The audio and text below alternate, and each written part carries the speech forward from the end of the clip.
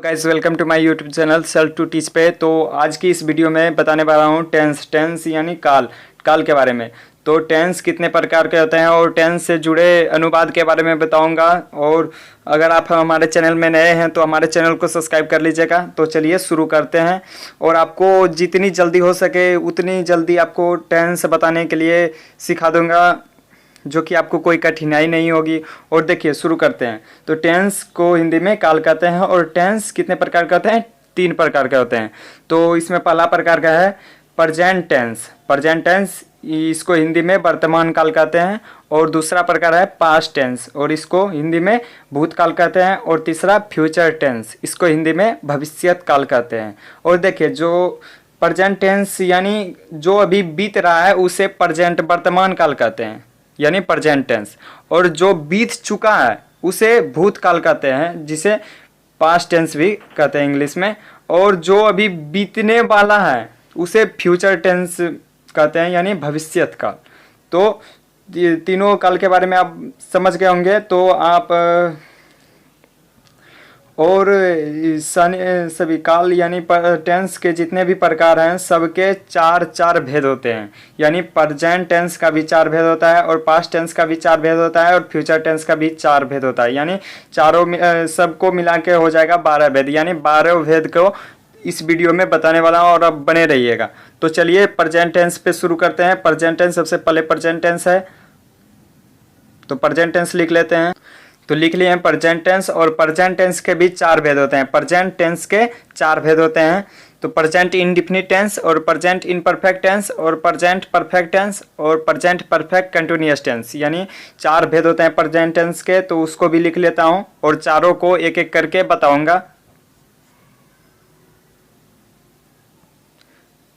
Present tense के जितने भी प्रकार हैं उसे मैंने लिख लिया है। तो देखिए सबसे पहले है प्रेजेंट इंडेफिनिट टेंस, जिसे सिंपल प्रेजेंट भी कहते हैं। और दूसरा है प्रेजेंट इनपरफेक्ट टेंस, इसे भी प्रेजेंट कंटिन्यूअस टेंस भी कहते हैं, यानी इसका दूसरा नाम प्रेजेंट कंटिन्यूअस टेंस। और ये तीसरा है प्रेजेंट परफेक्ट टेंस, ये केवल प्रेजेंट परफेक्ट टेंस से इसे बोला जाता है। और इसे चौथा है प्रेजेंट परफेक्ट कंटिन्यूअस टेंस। तो सबसे पहले प्रेजेंट इंडेफिनिट टेंस के बारे में बताऊंगा, यानी सिंपल प्रेजेंट के बारे में बताऊंगा। तो इस पे शुरू करते हैं सिंपल प्रेजेंट टेंस के बारे में। तो सिंपल प्रेजेंट टेंस लिख लेते हैं। तो मैंने सिंपल प्रेजेंट लिख लिया है। सिंपल प्रेजेंट इसको ही बताऊंगा, यानी प्रेजेंट इंडेफिनिट टेंस को ही बताऊंगा। तो इसमें क्या लगता है, यानी इसको क्या कहते हैं, प्रेजेंट इंडेफिनिट टेंस क्या होता है? तो प्रेजेंट इंडेफिनिट टेंस उसको कहते हैं जिस हिंदी वाक्य के क्रिया के अंत में, जैसे कोई भी वाक्य दिया है उस क्रिया के अंत में, यानी क्रिया यानी वर्ब के अंत में ता है, ती है, ते हैं। तो लिख लेता हूँ ता है, ती है, ते हैं। तो लिख लिया है। इसका पहचान यानी प्रेजेंट इंडेफिनिट टेंस का पहचान है कोई भी क्रिया के अंत में, यानी कोई भी अनुवाद रहेगा, यानी कोई अनुवाद है उस क्रिया के अंत में ता है, ती है, ते हैं, ता हूँ, ती हूँ, यानी इत्यादि जुड़ा रहता है, तो उसे आप सिंपल प्रेजेंट टेंस कहते हैं। यही पहचानने का तरीका है। और इसको बनाने का फॉर्म क्या होता है उसे भी लिख लेता हूँ, जो कि आपको बनाने में दिक्कत नहीं होगा।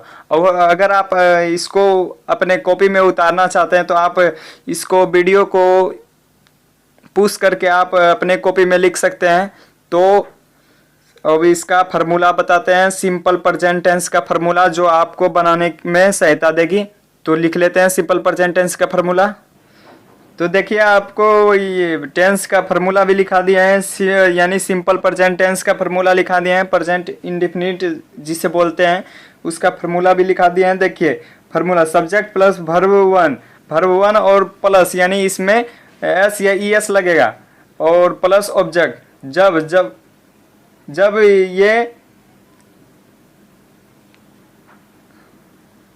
जब इसका subject he, she, it, Ram या सीता या कोई भी नाम रहेगा तब उसमें ये फार्मूला का प्रयोग करना है। Subject plus verb one plus S या ई एस और प्लस ऑब्जेक्ट। और देखिए subject plus verb one plus object, इसमें एस या ई एस का प्रयोग नहीं करना है तब जब क्या उसका सब्जेक्ट आई, वी, यू, दे या प्लुरल कोई भी नाउन रहेगा तो उसमें subject plus verb one plus object का प्रयोग करना है। तो देखिए कैसे वाक्य भी एक चलते हैं वाक्य पर। जैसे इसका वाक्य है वह खाता है, वह खाता है, तो इसका पहचान लिखाते हैं जिस हिंदी वाक्य क्रिया के अंत में, क्रिया यानी वर्ब के अंत में ता है या ती है, ते है, कुछ भी लगा रहता है, तब उसे प्रेजेंट इंडेफिनिट टेंस कहते हैं, जिसे सिंपल प्रेजेंट टेंस कहते हैं। तो देखिए भर में ता है लगा हुआ है, यानी इसे प्रेजेंट इंडेफिनिट टेंस कहते हैं। और इसका पहचान और फार्मूला दोनों लिखा दिए हैं। तो देखिए वह यानी सब्जेक्ट, तो इसका फार्मूला भी लिखा दिए हैं। तो वह का हिंदी देखिए, तो इस फार्मूला का प्रयोग करके इसका वाक्य बनाना है, इसको ट्रांसलेट करना है इंग्लिश में, हिंदी से इंग्लिश में। तो देखिए सब्जेक्ट यानी सब्जेक्ट, पहले सब्जेक्ट का लिख लेना है। वह दो प्रकार, वह का इंग्लिश दो होता है, यानी ही और सी भी हो सकता है वह का हिंदी इंग्लिश। तो देखिए वह खाता यानी कोई पुरुष खा रहा है, तब उसमें ही लगेगा। जब कोई पुरुष यानी पुरुष का बोध होता है उसमें ही लगेगा। जैसे वह खाती है रहता है तो इसमें सी लगता है, क्योंकि इसमें स्त्री का बोध होता है उसमें सी लगता। तो यहाँ वह खाता यानी कोई पुरुष खा रहा है, तो उसमें ही का प्रयोग करेंगे, सब्जेक्ट में ही का प्रयोग करेंगे। अब देखिए ही सी इट नाम कोई भी रहेगा तो उसमें ये फार्मूला का प्रयोग करना है। देखिए यहाँ पे ही है तो इसका फार्मूला है subject plus verb one plus S या ई एस प्लस ऑब्जेक्ट। तो इसी का फार्मूला का प्रयोग करके तो इसको बनाना है, इसको ट्रांसलेट करना है इंग्लिश में। तो यानी सब्जेक्ट लिख लिए। अब वर्ब वन यानी इसका खाता का इंग्लिश क्या होता है, ईट। खाना का इंग्लिश होता है ईट, तो खाता का इंग्लिश भी ईट होगा। और देखिए और इसमें प्लस है, प्लस यानी एस या ई एस इसमें जुटेगा, वह इसमें एस या ई एस जुटेगा, तो इसमें एस लगता है, ईट में एस लगेगा। ऐसे गो रहता है तो उसमें ई एस का प्रयोग करते, तो लेकिन यहाँ पे ईट में एस ही लगता है। तो इसका हो गया वह खाता है ही ईट्स, और इसमें फुल स्टॉप दे दीजिएगा लास्ट। और इसमें ऑब्जेक्ट नहीं है तो इसमें ऑब्जेक्ट का प्रयोग नहीं करना है। जैसे ऑब्जेक्ट क्या रहता है, वह आम खाता है, वह क्या खाता है, आम खाता है, आम हुआ ऑब्जेक्ट यानी ऑब्जेक्ट का प्रयोग यानी इसके बाद करते हैं, यानी वर्ब के बाद ऑब्जेक्ट का प्रयोग करते हैं। देखिए ऑब्जेक्ट है तो ऑब्जेक्ट का प्रयोग करते हैं। तो चलते हैं अब दूसरा। जैसे यहाँ पे रहता है वह आम खाता है, तो इसमें ऑब्जेक्ट लगाना पड़ेगा, क्योंकि आम उसमें ऑब्जेक्ट भी है। तो इसमें ही इट्स ए मैंगो हो जाएगा, ही इट्स ए मैंगो, यानी वह आम खाता है, आम को खाता है। तो इसमें ऑब्जेक्ट आम हो गया, यानी ऑब्जेक्ट भी लगाना है आम, यानी ही इट्स ए मैंगो लगता। तो चलिए दूसरा बताते हैं, दूसरा वाक्य। तो देखिए दूसरा है मैं जाता हूँ। तो मैं का इंग्लिश क्या होता है, तो मैं का इंग्लिश आई होता है। तो आई लिख लीजिए। और देखिए आई किस में है, तो इसमें है आई वी यू दे, इसके साथ ये इस फार्मूला का प्रयोग करना है, यानी I subject plus verb one plus object, यानी सब्जेक्ट तो आई लिख लिए हैं। अब वर्ब का प्रयोग करना है, वर्ब वन का प्रयोग, वर्ब वन यानी जाता का इंग्लिश यानी जाना का इंग्लिश होता है गो, तो गो लिख दीजिए। और देखिए इसमें एस और ई एस लगाने के लिए नहीं कह रहा है, क्योंकि इसका सब्जेक्ट जो है आई है, तो इसीलिए इसमें एस या ई एस नहीं लगेगा। तो अगर इसमें ये सब्जेक्ट ही सी इट या कोई भी नाम रहता तब इसमें ऑब्जेक्ट वर्ब में एस या ई एस लगता, तो इसमें नहीं लगेगा। तो यहीं तक हो जाएगा। अब दूसरा पे चलते हैं, प्रेजेंट कंटिन्यूअस टेंस, और इसको दूसरा नाम भी है प्रेजेंट इनपरफेक्ट टेंस। तो उस पे चलते हैं।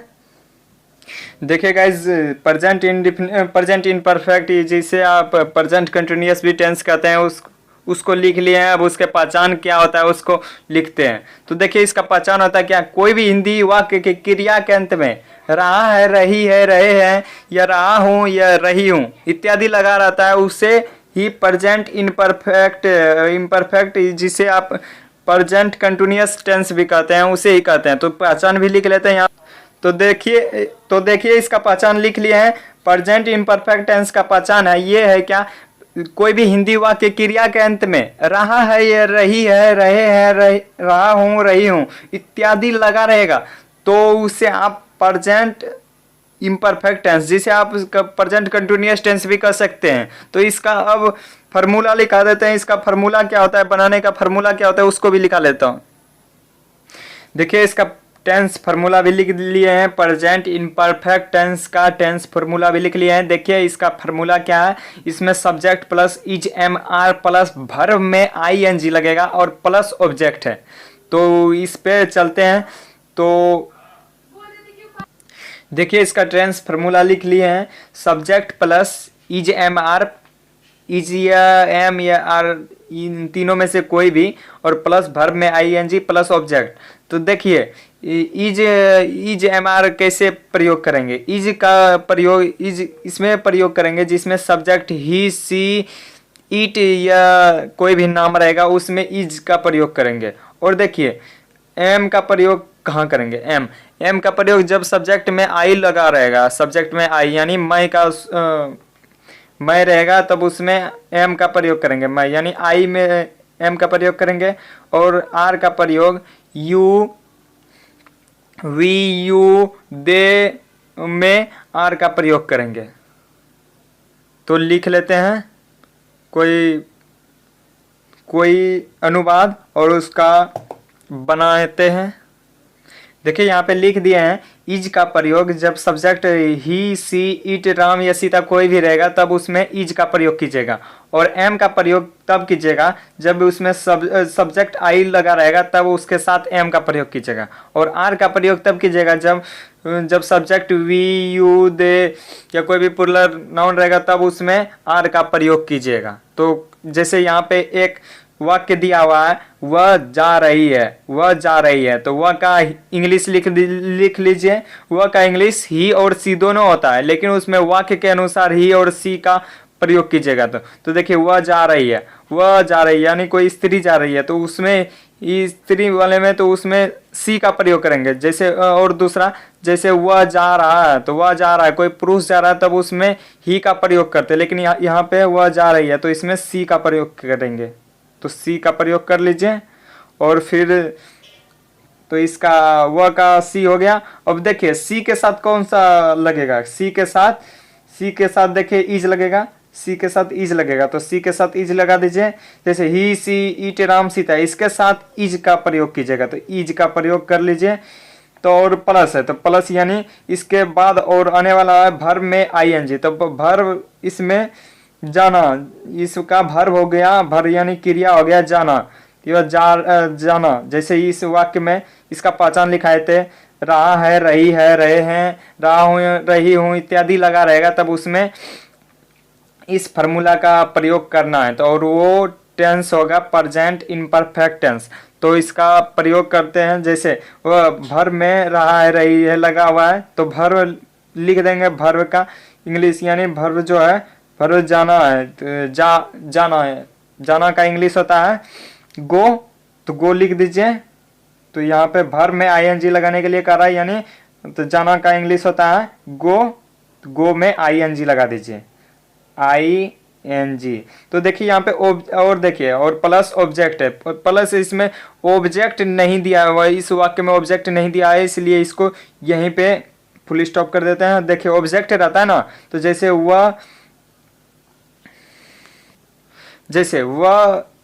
रहता है ऑब्जेक्ट में, जैसे वह दिल्ली जा रही है, तो उसमें लगता है सी इज गोइंग टू दिल्ली, तो अब ऑब्जेक्ट लग जाता है इसमें।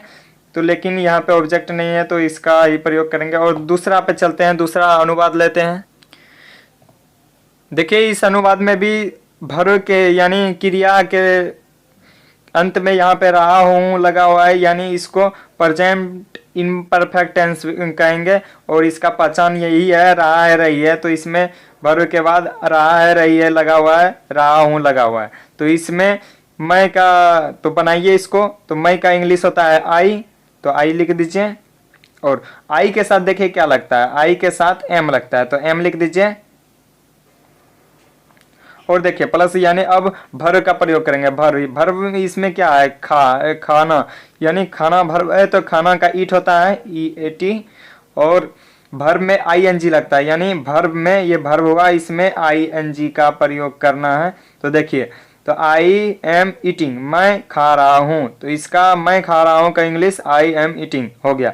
और देखिए ऑब्जेक्ट रहता है, जैसे मैं आम खा रहा हूँ, तो मैं आम खा रहा हूँ तो आई ईट, और आई ईटिंग तो ऑब्जेक्ट रहता तो ईटिंग ए मैंगो, तो इसमें हो जाता I am eating a mango हो जाता। लेकिन मैं खा रहा हूँ तो है, तो इसमें आई एम ईटिंग, मैं खा रहा हूँ।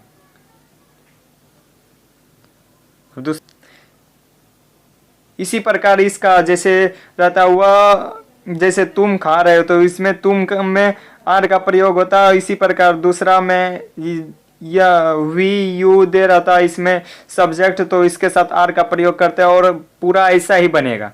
तो ज़्यादा कुछ नहीं, तो चलते हैं दूसरा में। अब तीसरा प्रेजेंट टेंस का तीसरा फॉर्म प्रेजेंट परफेक्ट टेंस में चलते हैं। प्रेजेंट परफेक्ट टेंस लिख लेते हैं यहाँ पे। तो देखिए यहाँ पे ये प्रेजेंट परफेक्ट टेंस लिख लिए हैं, और प्रेजेंट परफेक्ट टेंस का पहचान क्या होता है उसको बताते हैं। तो इसका पहचान होता है कोई भी हिंदी वाक्य रहेगा, उसके क्रिया के अंत में या है, ई है, ये है, अथवा चुका है, चुकी है, चुके हैं, तो ये सब का प्रयोग होगा, तो इसको आप प्रेजेंट परफेक्ट टेंस कहेंगे। तो कौन सा टेंस कहेंगे? Present perfect tense. तो इसका पहचान लिख लेते हैं यहाँ पे। तो देखिए इसका पहचान लिख लिए हैं। तो इसका पहचान है या है, ई है, ये है, अथवा चुका है, चुकी है, चुके हैं, चुका हूँ इत्यादि लगा रहेगा इसमें।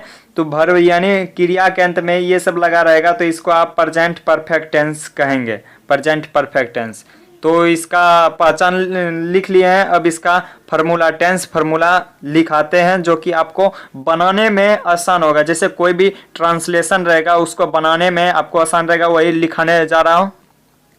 देखिए इसका पहचान लिख दिए हैं। प्रेजेंट परफेक्ट टेंस का पहचान ये है क्या? सब्जेक्ट प्लस हैज या हैव लगेगा, और प्लस वर्ब 3 प्लस ऑब्जेक्ट। इसमें वर्ब 3 का प्रयोग करेंगे।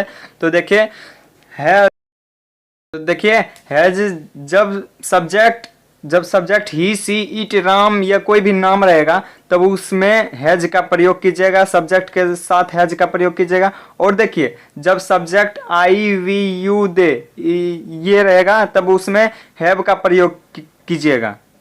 तो अब इसका अनुवाद पे चलते हैं, अनुवाद ले लेते हैं। ये 2 अनुवाद ले लिए हैं, 2 अनुवाद। तो पहला अनुवाद है मैं खा चुका हूँ। देखिए इसके क्रिया के अंत में चुका हूँ लगा है, यानी इसको प्रेजेंट परफेक्ट टेंस कहेंगे। तो इसमें पहचान लिखाए हैं या है, ई है, ये है, अथवा चुका है, चुकी है, चुके हैं या चुका हूँ इत्यादि लगा रहेगा तब उसमें, तो इसमें इस फार्मूला, टेंस फार्मूला का प्रयोग कीजिएगा। तो इसमें प्रयोग करते हैं, यानी मैं का इंग्लिश होता है आई, तो लिख लीजिए आई। और आई के साथ क्या लगेगा? इसमें देखिए ही, सी, इट, राम या कोई भी नाम रहेगा तो उसमें हैज का प्रयोग कीजिएगा। तो इसमें देखिए आई, वी, यू, दे, इसमें हैव यानी ये हैव का प्रयोग कीजिएगा। तो यानी इसके साथ आई के साथ हैव लगेगा। तो यहाँ पे इसका एरो भी दे दिए हैं, देखिए यहाँ पे आई, वी, यू, दे रहेगा तो इसमें हैव का प्रयोग कीजिएगा। तो यानी आई के साथ हैव लगेगा, हैव। और प्लस देखिए अब ये वर्ब 3 यानी वर्ब यानी क्रिया का प्रयोग करेंगे। क्रिया क्या है इसमें? यानी खाना है, इसमें खाना यानी खा। यहाँ खाना का इंग्लिश होता है ईट, और वर्ब 3 का प्रयोग करना है। ईट का वर्ब 3 क्या होता है? ईट का होता है, ईट का ईटन होता है, तो ईटन लिख दीजिए, ईटन लिख दिए। अब देखिए जैसे इसमें अब ऑब्जेक्ट इसमें ऑब्जेक्ट है ही नहीं। अगर ऑब्जेक्ट रहता, जैसे मैं आम खा चुका हूं, तो इसमें ऑब्जेक्ट आम हो गया, यानी इसके बाद वर्ब के बाद ऑब्जेक्ट का प्रयोग करना है। जैसे आई हैव ईटन, फिर ऑब्जेक्ट का प्रयोग करना है, ए मैंगो लिखाएगा, लेकिन ऑब्जेक्ट नहीं है तब यहीं तक छोड़ देते हैं। अब देखिए दूसरा अनुवाद है वह गया है। या देखिए इसमें या है, ई है, ये है, तो इसमें भी पहचान लिखा है या है, ई है, ये है। तो इसमें तो इसका या है, ई है, ये है वर्ब के अंत में है, तो इसे प्रेजेंट परफेक्ट ही टेंस कहेंगे। और इसका फार्मूला जो है, इसी फार्मूला के की मदद से आपको इसका अनुवाद बनाना है, इंग्लिश ट्रांसलेट करना है। तो देखिए इस पे चलते हैं। तो वह गया यानी कोई पुरुष गया, तो वह का हो जाएगा ही। ही। और देखिए ही के साथ क्या लगेगा, ही सी इट या कोई भी नाम रहेगा तो उसके साथ हैज लगेगा, हैज का प्रयोग कीजिएगा, हैज हैज लिख दीजिए, लिख दिए। अब गया, गया यानी जाना का इंग्लिश होता है गो, और गो लेकिन वर्ब थ्री, गो का वर्ब थ्री, वर्ब यहाँ वर्ब थ्री का रहा है तो गो का वर्ब थ्री क्या होगा, गो वेंट गोन होता है, यानी गोन हो जाएगा इसका, ही हैज गॉन। तो ये हो गया। अब अगला चलते हैं इसी का चौथा, यानी प्रेजेंट टेंस का चौथा प्रेजेंट परफेक्ट कंटिन्यूअस टेंस है, तो उस पे चलते हैं। देखिए अब प्रेजेंट परफेक्ट कंटिन्यूअस टेंस, यानी प्रेजेंट परफेक्ट कंटिन्यूअस टेंस का वो लिखा दिए हैं। अब इसका पहचान क्या होता है, तो देखिए इसका पहचान होता है कोई भी हिंदी वाक्य क्रिया के अंत में ता रहा है या ती रही है या ते रहे हैं या ता रहा हूं इत्यादि लगा रहेगा तो अब इसको प्रेजेंट परफेक्ट कंटिन्यूअस टेंस कहेंगे। तो इसका पहचान यहाँ पे लिख देते हैं जो कि आपको समझने में आसानी होगी, तो लिखते हैं। देखिए इसका पहचान लिख दिए हैं, पहचान प्रेजेंट परफेक्ट कंटिन्यूअस टेंस का पहचान लिख दिए हैं। देखिए कोई भी हिंदी वाक्य के क्रिया के अंत में यानी वर्ब के अंत में ता रहा है, ती रही है, ते रहे हैं या ता रहा हूं या ती रही हूं इत्यादि लगा रहेगा तो उसे आप प्रेजेंट परफेक्ट कंटिन्यूअस टेंस ही कहिएगा। तो इसका टेंस फार्मूला क्या होता है, इसका बनाने का फार्मूला क्या होता है उसको लिख लेते हैं। तो देखिए इसका प्रेजेंट परफेक्ट कंटिन्यूअस टेंस का पहचान जो है ता रहा है, ती रही है, ते रहे हैं, ता रहा हूं। तो इसमें जब ये वाक्य जब रहेगा, वाक्य के क्रिया के अंत में ये रहेगा तो वो इसको प्रेजेंट परफेक्ट कंटिन्यूअस टेंस कहेंगे। तो इसका टेंस फार्मूला क्या होता है, इसको बनाने के लिए क्या इसका बनाने का फार्मूला जो होता है उस सब्जेक्ट प्लस हैव बीन या हैज बीन या हैव बीन और प्लस वर्ब में आईएनजी इसमें भी लगेगा और प्लस ऑब्जेक्ट प्लस उसके बाद आईएनजी के बाद फिर वर्ब में आईएनजी के बाद ऑब्जेक्ट लगेगा प्लस इसमें फिर सिंस फोर का प्रयोग होगा, इसमें सिंस और फोर का प्रयोग होगा। तो इस सिंस और फोर का प्रयोग क्या होता है इसको भी बता देता हूं। देखिए इसका टेंस फार्मूला जो था सब्जेक्ट प्लस हैज या हैव बीन और प्लस वर्ब में आईएनजी प्लस ऑब्जेक्ट और प्लस सिंस फोर जो था सिंस और फोर, इसका प्रयोग कैसे करेंगे, सिंस का प्रयोग तब करेंगे जब निश्चित अवधि दी रहेगी, यानी निश्चित अवधि जब दी रहेगी, जैसे सोमवार से सन 2006 से 9 बजे से सुबह से, ये निश्चित अवधि दी हुई है यानी निश्चित टाइम दी हुई है। इसमें सिंस का प्रयोग कीजिएगा। और देखिए फोर का प्रयोग कब कीजिएगा, जब निश्चित अवधि नहीं दी रहेगी, यानी अनिश्चित अवधि दी रहेगी तब उसमें फोर का प्रयोग कीजिएगा। अनिश्चित अवधि कब कहेंगे, जब 1 घंटे से, देखिए यहाँ पे निश्चित अवधि नहीं दी गई है तो इसमें फोर का प्रयोग कीजिएगा। जैसे 4 दिनों से, ये भी निश्चित अवधि नहीं दी गई है, जैसे 3 वर्षों से, ये सब में से कोई भी इत्यादि जब ऐसा वाक्य रहेगा इसमें फोर का प्रयोग कीजिएगा, यानी ऑब्जेक्ट के बाद फोर का प्रयोग कीजिएगा। तो इसमें जैसे सोमवार से सन 2006 से ऐसा रहेगा तब उसमें सिंस का प्रयोग कीजिएगा। जैसे एक कोई वाक्य ले लेते हैं तो उसके बारे में चलेंगे।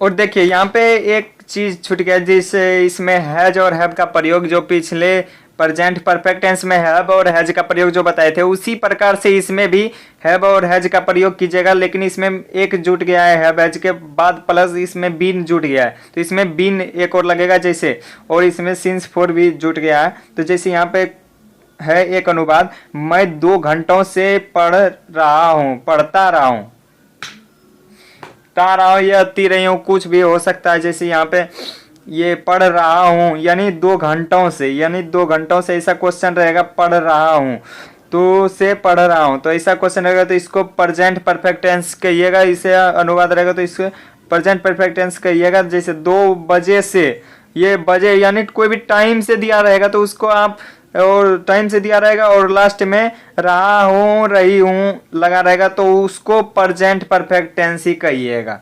तो चलिए इसको बनाते हैं। तो मैं 2 घंटों से पढ़ रहा हूँ, तो पढ़ रहा हूँ यानी पढ़ रहा हूँ यानी इसमें सिंस फोर का प्रयोग कीजिएगा। तो इसमें जिसमें सिंस फोर का प्रयोग कीजिएगा उसको present perfect tense, present perfect continuous tense कहेंगे। और इसमें लास्ट में जब रहा है रही लगा रहेगा तो इससे प्रेजेंट परफेक्ट टेंस कहिएगा। तो इसके चलते हैं। तो मैं का इंग्लिश होता है आई, तो आई लिख दीजिए आई। और देखिए आई के साथ हैज या हैव, इसमें कौन सा लगेगा, तो इसमें प्रेजेंट परफेक्ट टेंस में बताए थे, तो इसमें आई के साथ आई वी यू दे के साथ हैव लगता है, तो इसमें आई के साथ हैव लगेगा और सारे के साथ हैज लगेगा, तो यानी आई के साथ हैव लगेगा। और इसमें देखिए हैव के बाद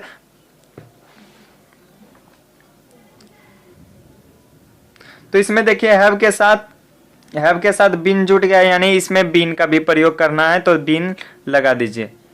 तो इसमें बीन यानी आई हैव बीन, बीन हो गया। अब देखिए भर में आई एन जी लगाना है, इसमें भर कौन सा है, यानी इसमें यानी क्रिया कौन सा है, क्रिया यहाँ पे पढ़ है यानी पढ़ना, पढ़ना भर्व है, पढ़ना का इंग्लिश होता है रीड, तो रीड लिख दीजिए, रीड लिख दिए। अब इसमें देखिए आई एन जी लगाने के लिए करा, तो इसमें आई एन जी लगा दीजिए, रीड में आई एन जी, तो हो जाएगा रीडिंग, यानी आई हैव बीन रीडिंग। अब देखिए बीन, अब देखिए ऑब्जेक्ट का प्रयोग, इसमें ऑब्जेक्ट नहीं है तो इसमें ऑब्जेक्ट नहीं लगाना है, तो देखिए ऑब्जेक्ट रहेगा तो ऑब्जेक्ट लगाइएगा, तो इसमें ऑब्जेक्ट नहीं है तो ऑब्जेक्ट नहीं लगाएंगे।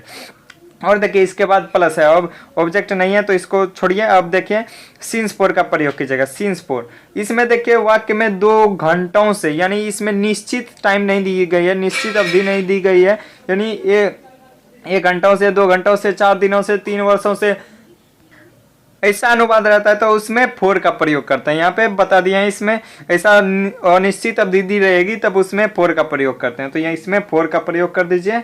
और फोर और 2 घंटों से, 2 घंटों से यानी 2 घंटों से 2 का हो गया 2,